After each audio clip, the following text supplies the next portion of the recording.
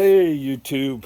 Uh, so we're going to talk about comparing the two bicycles. Probably some of you really wondered about this.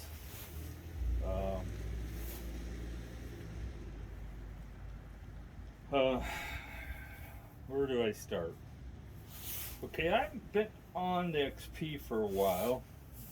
As you can see, if you're going, darn, those rotors are huge on the bike. Because I upgraded them to 180 millimeter. Typically, you only do the front one because it provides the most braking power, and the back one you get diminishing returns. So if you're on a budget, you want to save money but want to upgrade your brakes, stick to the front ones.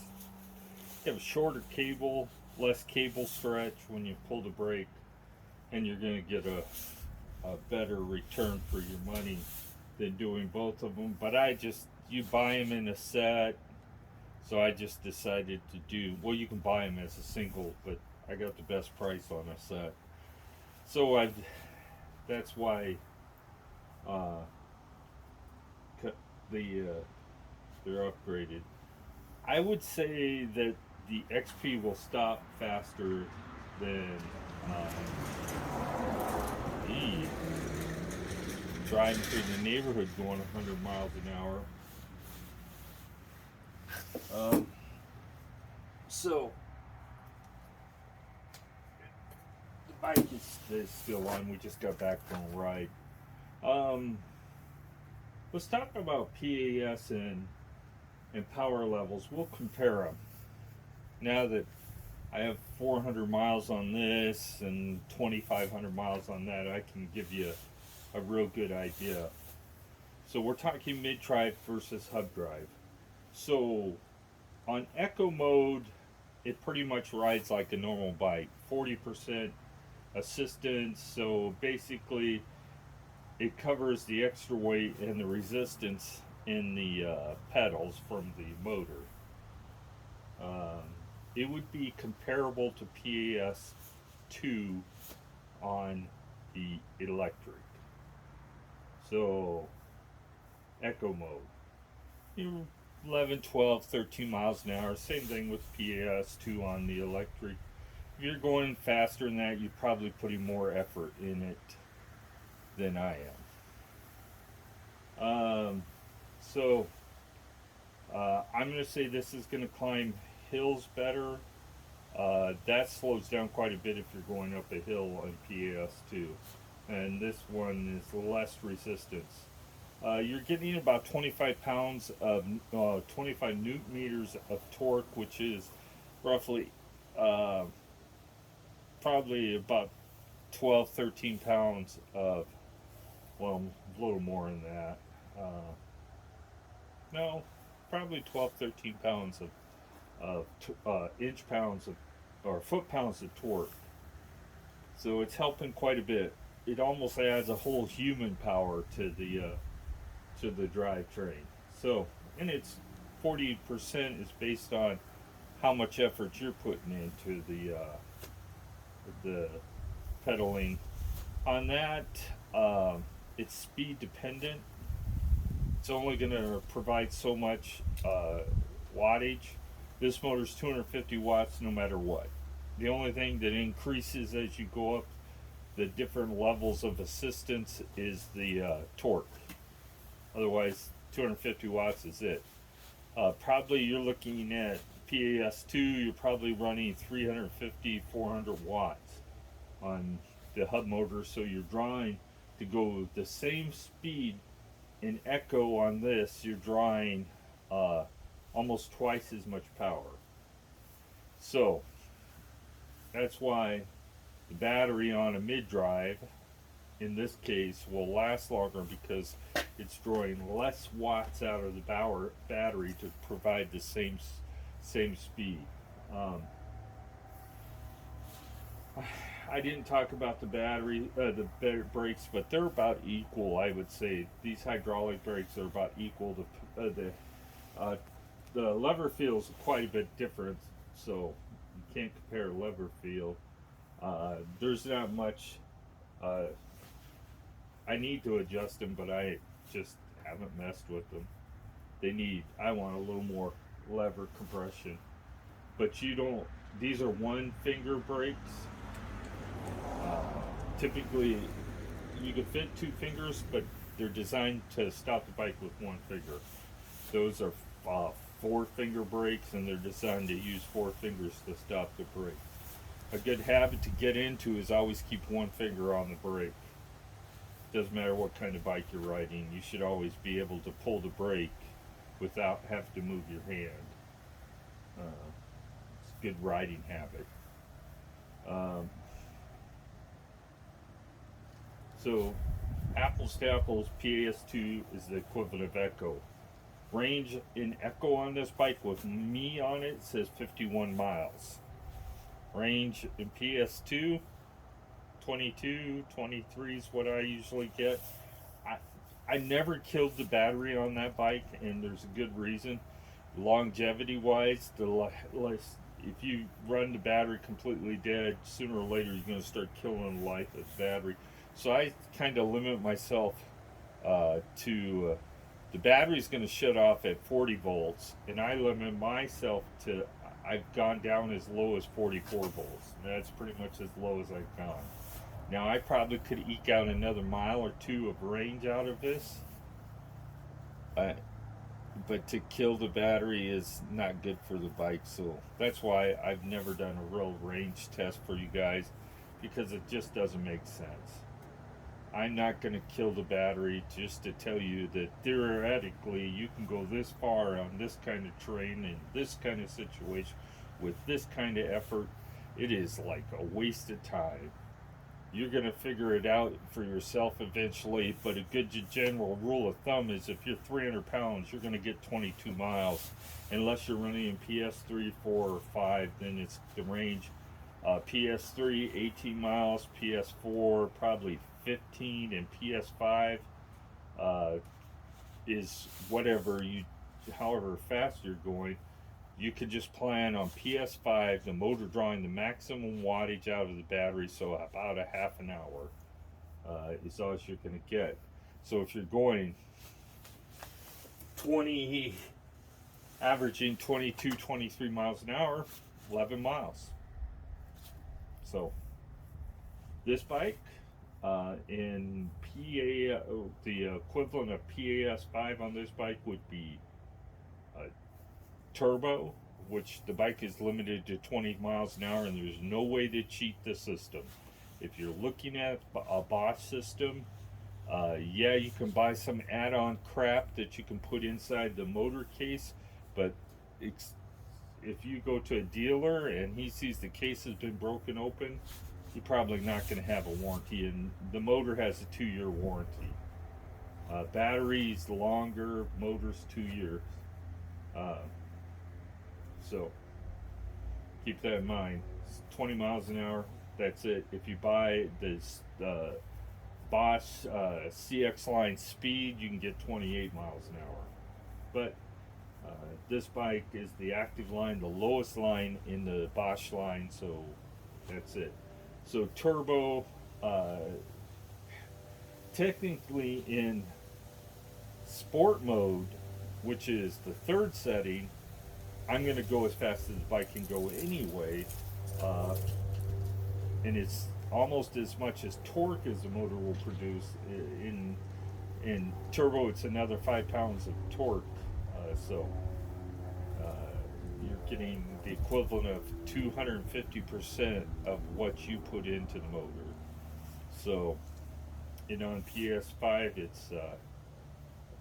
it'll run 22 miles an hour with throttle only, and I've gotten up to 25, 26 miles an hour, and with pedaling. But most of the time, you're not going to go up any hills going 22. You might get 18 or going up a grade.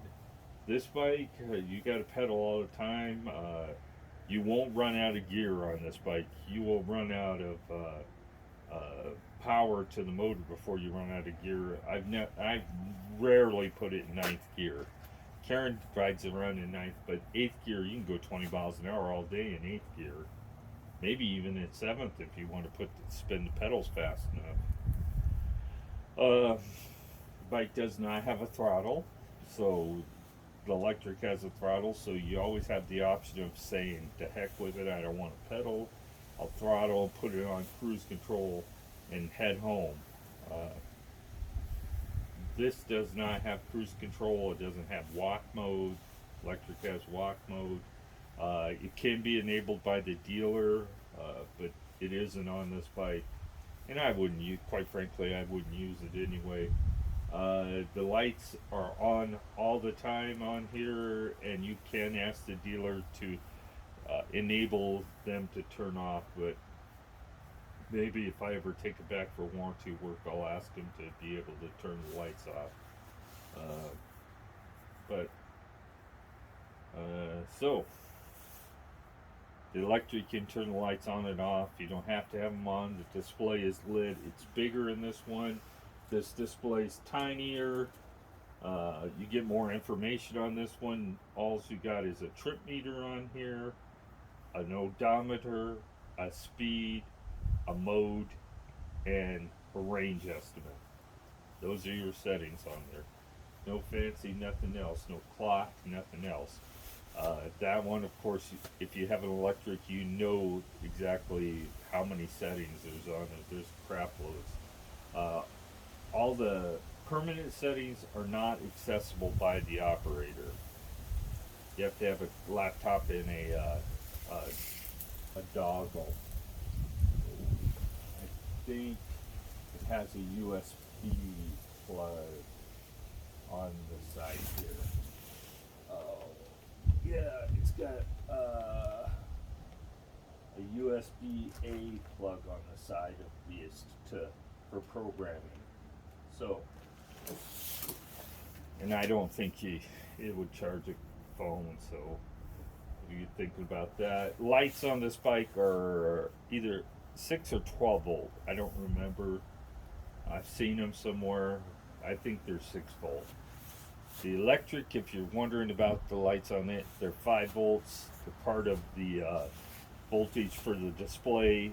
If you're thinking about upgrading, keep in mind, if you draw too many watts out of the controller, it'll just burn the controller out. It's not designed for bigger lights. I'm not sure if they upgraded the controller for the 2.0, but I don't think so. So you might get away with a few more watts of power drawn out of the controller, but not a bunch more. I think these are roughly 10 or 12 looms. These are 120. You can actually see at night with these. Backlights I would call equal. They work about the same. Well, no, actually I think the backlights on here are brighter. 20 inch versus 29 inch or 700C wheel size. 45 millimeter wide versus 4 inches. So these are 1.5 roughly, almost 2 inches. Those are 4 inches. On the 2.0, we're talking 3 inch. So apples to apples, you get better range out of a mid-drive, hands down. There's no question about it. You can ask anybody who knows about both systems. They'll tell you that the range on the mid-drive is always going to be better because it draws less watts to do the same work. So if I had to give you a number, I would say range on tour on this bike with me on it is about 35 miles. Range on PAS2, the equivalent on this bike, 22 to 24 miles, depending on how much effort you put in it. I can tell you to go in tour on this, I'm going to average 14 to 15 miles an hour in PAS2. 11.9 to 12.1 miles an hour is all you're going to get out of that.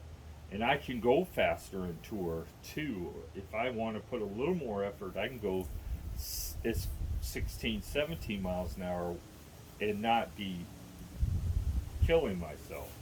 So it's kind of not really comparable. Um, there's less rolling resistance, more compliance. So uh, I'm not gonna this the electric rides better still, but this is easier to roll over stuff. Like if you had a loose gravel section in your roadway, even though you would think this would the electric will roll over better, the Trek will roll through that gravel easier than that. It's just the how the circumference of the tire makes it roll over things easier. Now the ride might be a little better on the electric, is because of the tire size, but these have less rolling resistance and roll over squares and in things in the road easier than the electric. Uh, I can almost do a video on the electric and not see the vibration that I do on this, so it gives you an idea. Those tires dampen the road feel a little better. Turning radius is better on this bike than it is on that. Sorry, just the way it is. Stem. The stem is adjustable. It's a coil stem just like the one on the electric, but that's called a beanstalk stem, and this is just a coil stem. And you can adjust the angle of the stem. You can adjust it this way. Can't move it up and down, or you can adjust the angle on the stem. The electric you can move up and down, but can't adjust the angle. So there's an advantage there. You can adjust how far you want to reach or how much weight you have on your hands or your butt easily, or more easily on this bike, whereas that one it's a little different. The seat height on the electric and this one, I actually have my seat, the difference between the handlebar height and the seat height is less on this than I do have on the electric. I put more weight on my butt, but still my hands tend to go to sleep faster on the electric than this, so this bike fits me better than the electric does. I think the distance between your seat, your head tube and your seat is longer. Let me see if I can find a tape measure. Oh, there just happens to be one here. So we'll do it from seat, head tube to seat tube is 24 inches. Head tube to seat tube is 21. So yeah. So this is shorter, so I'm actually setting up more upright on this, so I'm putting more weight on my butt, and that explains why my butt hurts more on this bike. So this bike is shorter frame, but overall it's probably a little longer. Well, no, maybe not. I'm not going to measure it. Height-wise, they're about the same. Let's see how I'll compare my how I have the seat adjusted here. So I'm at 26 here.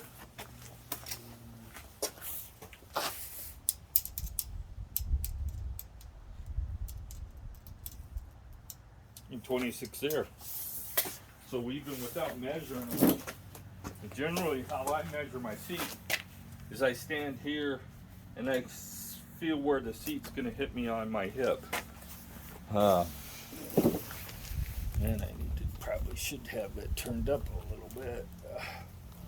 Oh, sorry about the wiggling. I'm doing this on my cell phone. I didn't want to go in and get the camera out. So we've talked brakes, gear systems, drive systems. Now let's talk about the gearing. And we'll talk about the maintenance. By the time I had the electric 400 miles, I'd already messed with the brakes and the shifting. This bike hasn't had any adjustment other than after I took the front wheel off, I found out that it, and had mounted it in the truck. I didn't get it back on the same way, I don't think.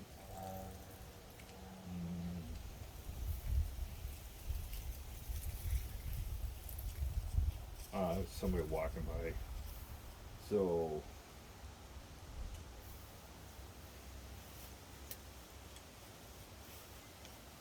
I think these hubs on these bikes are made by the same company.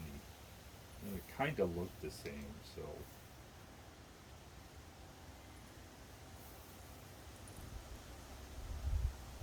These are made by Formula. The models are Formula 20 and 22.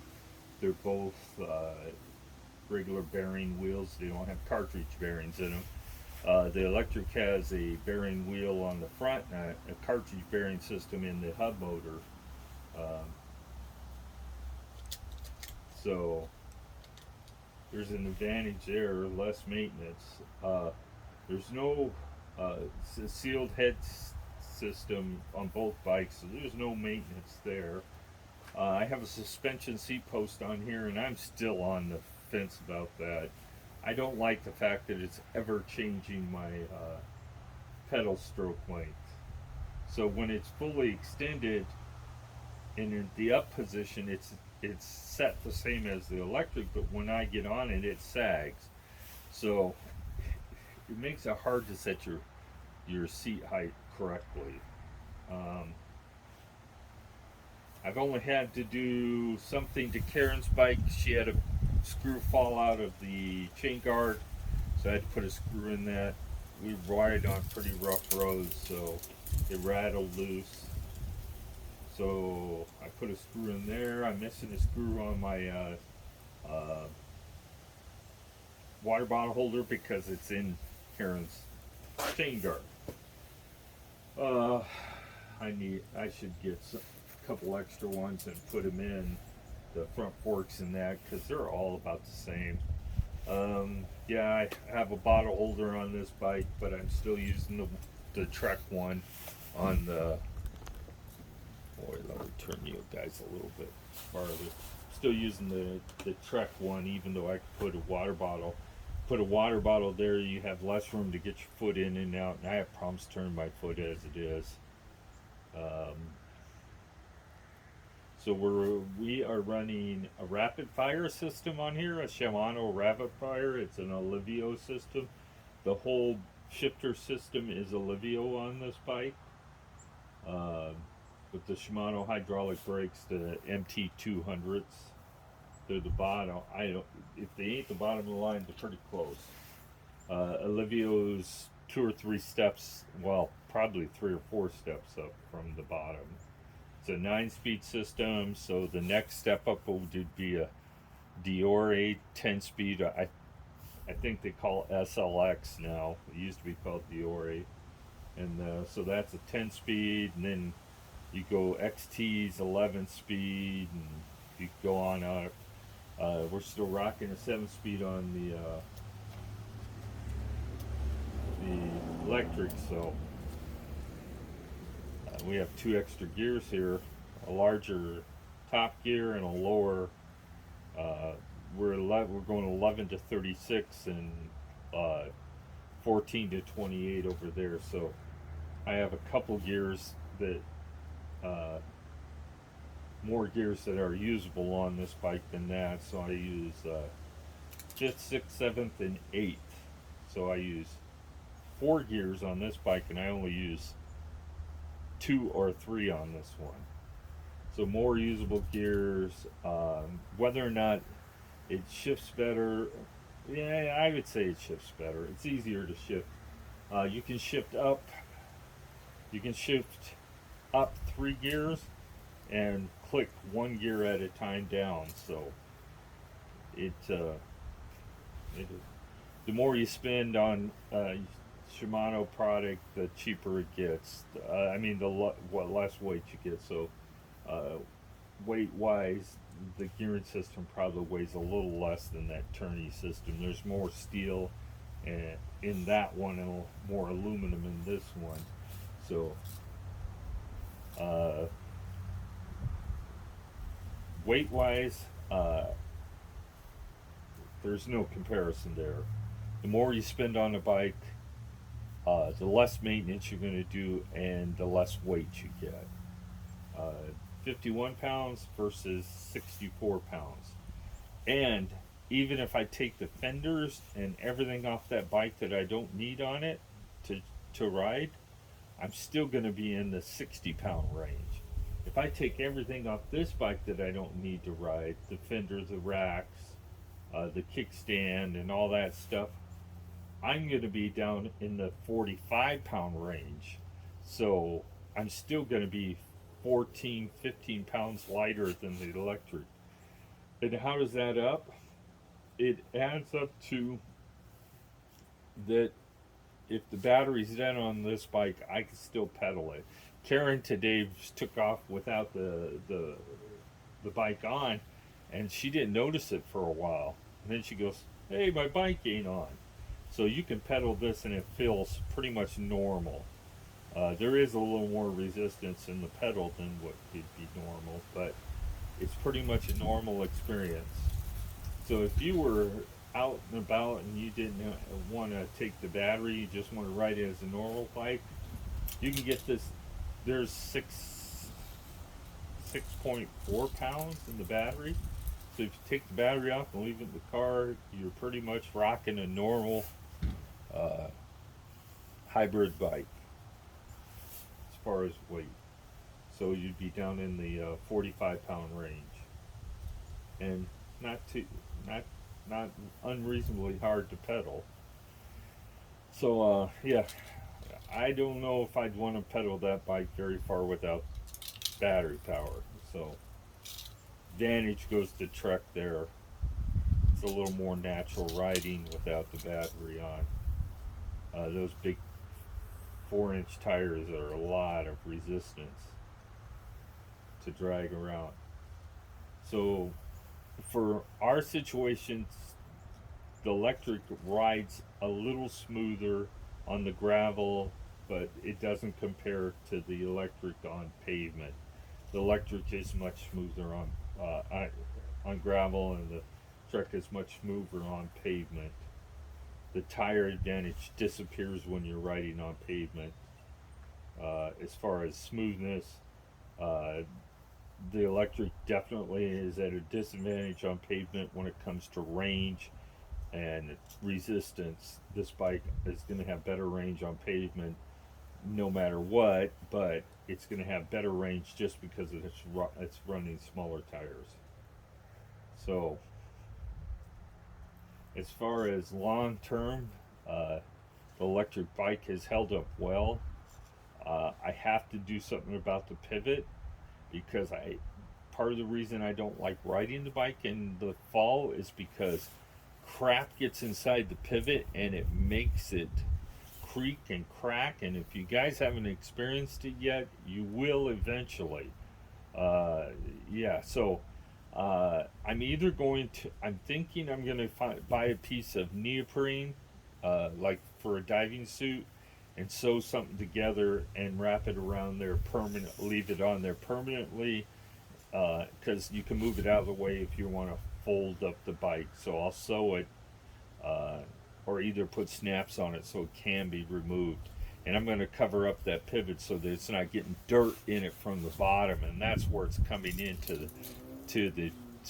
battery areas through the bottom. So keep that in mind if you're thinking about long term, or you're going to ride in wet weather.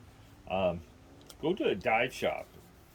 They do suit repairs, and see if you can get them to make you a sleeve to cover that up if you don't have a handy wife that can sew, or you don't sew.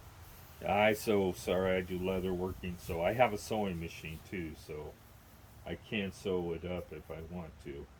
The sewing machine is industrial. It'll sew neoprene. It'll sew rubber, no problem either, if I want to use just a rubber one.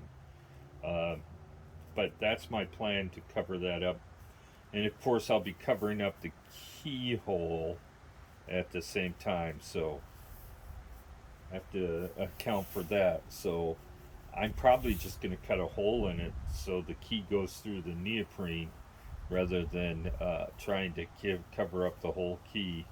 And those of you out there worried about the key falling out, I've never had one fall out. I've never even had one come loose at all. It's always stayed in the right position. So I think it's unfounded uh, as far as about worrying about losing your key. So brake wise, I haven't checked out these. I've rode the bike a little bit, but I'm gonna tell you, it stops way faster than it used to. It stops fast enough. It scared Karen the last time she rode her bike.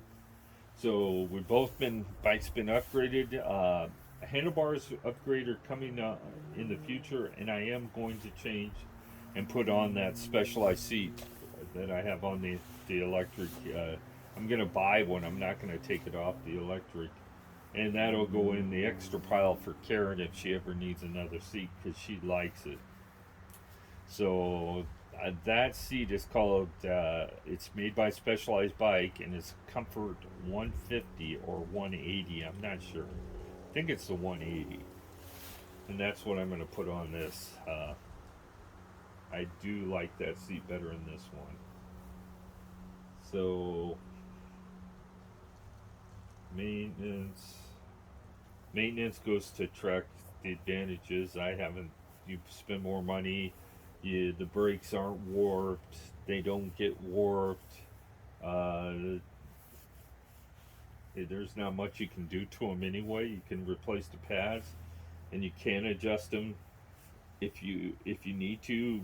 But it's not a process. It's not like the electric. There is no screws to turn to adjust it.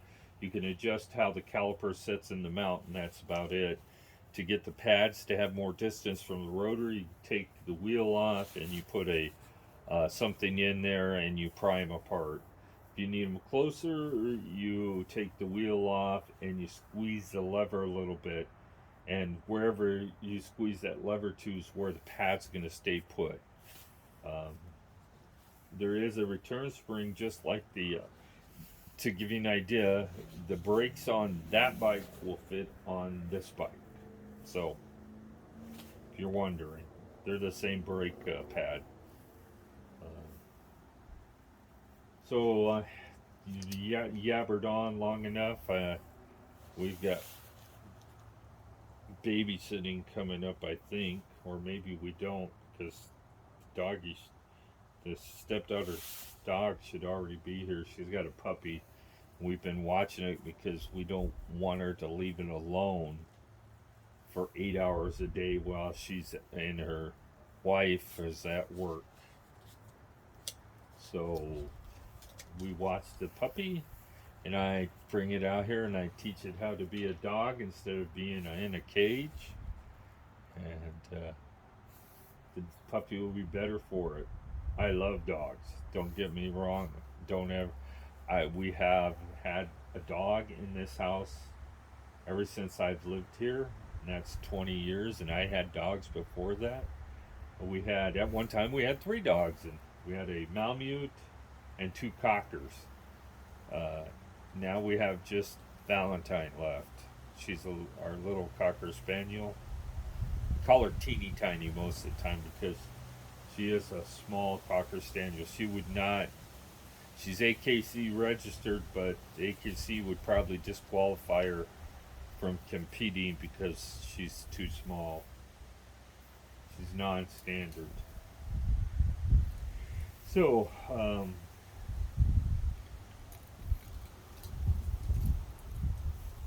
I'm still working on getting some kind of camera mount system for this bike. I bought a Osmo 3, thinking the gimbal would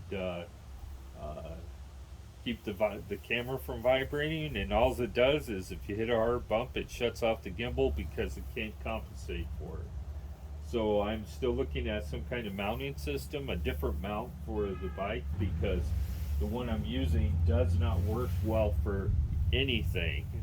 So we're looking at something that has some kind of vibrations protection built into the mount versus the camera. The gimbal, we're going to still keep it because it'll work good for doing walk around, and it would work great for coming out here and doing this if I wanted to hang on to it. So let's call that a video. If you have any questions, put them in the comments. I know this is a long one, but we'll get it uploaded, and I'm going to try to get a few more videos done next week. I still got to put Karen's grips on her bike, and I'm still looking to upgrade to another 9-speed or a system on the electric, maybe get a couple more usable gears out of the bike, and but it's not necessary. The bike goes fast enough as it is. 25 miles an hour on a 20-inch bike is irresponsible. I'm telling you, eventually you're going to have an accident and get seriously hurt. So you people out there that want to make your 20-inch bike go 40 miles an hour are going to get hurt. And you can mark my words, you're going to injure yourself and get seriously hurt or killed because of the instability on a 20-inch bike. It's not designed. The 20-inch bikes were designed to be kids' bikes, and the kids don't want to go 40 miles an hour for the most part, at least the ones that are smart. So enough said about that. We're going to get out and ride the electrics this week once or twice, just to get them exercise. I need to get them plugged in and charging again, because the battery level, let me see what it says it is right now. Bike's been setting for 2 months. It's down, let's see what the voltage says. 48 volts. Wow. It's discharged in 2 months from 54 or 53.9 to 48 volts. So that's quite a draw there. So another thing we'll talk about real quick before I shut the video off is the electric charger will keep the battery topped off no matter how long it sits.